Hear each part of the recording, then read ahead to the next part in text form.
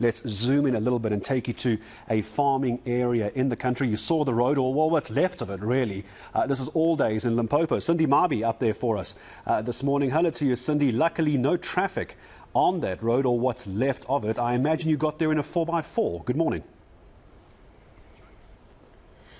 Good morning again, Gareth, and good morning to our viewers. And as you were saying, the focus here is about the failing infrastructure. Not only are we looking at roads, but primarily about the food security, as you spoke to the CEO of Agri-SA. One might ask, why do we care? Because it affects all of us. And it's important to know that the source of the food that we consume that is already packaged on the shopping shelves comes from this particular part and other parts of South Africa. And why is it that we are here is the fact that we need to talk about these things and understand the frustration of the farmers as well in doing their work, in feeding us, so to speak. We have Deirdre Carter. She is the CEO of Agri Mpumalanga. So, Deirdre, thank you so much for having us. I mean, this is also a community, not only of farmers. Obviously, there's families. Earlier on, we saw a school bus driving past here. The roads in itself.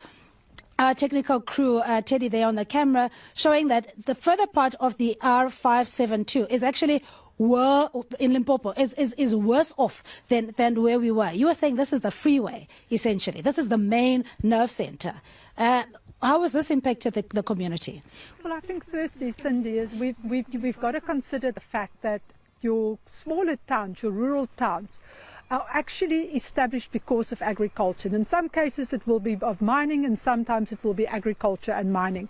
But where we're finding ourselves right now is because of agriculture, and this is how these towns have developed.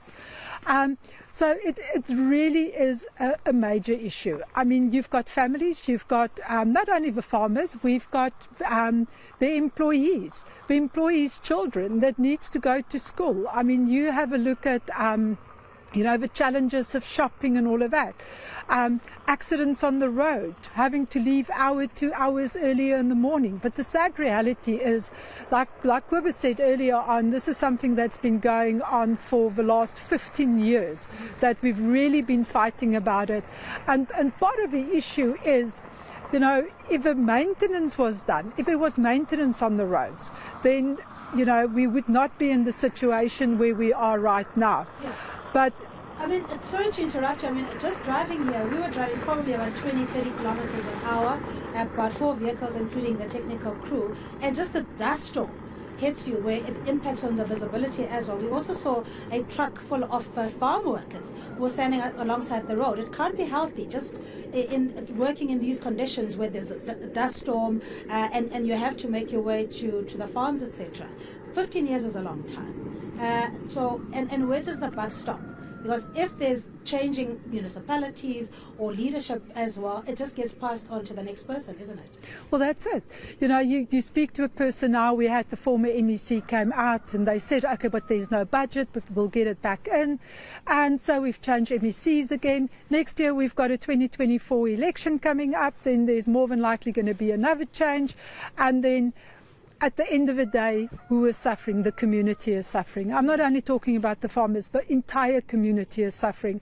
And what do we do about it? What can we do? The only thing is for the farmers then to try and maintain the roads themselves as much as possible. Yeah. But you just take just an example. If we look at produce having to go to a market, you would realize how much you were shaking on the road. Mm. Can you imagine a truck full of tomatoes? Mm. What is happening with the bottom? So the losses are just so big that farmers don't have an option but actually to try and maintain the road as much as they can. Yeah, and how much of your losses are also incurred by the consumers? Because as you were saying, this is part of your not only livelihood, but your business operation is impacted because of this, the lack of proper infrastructure.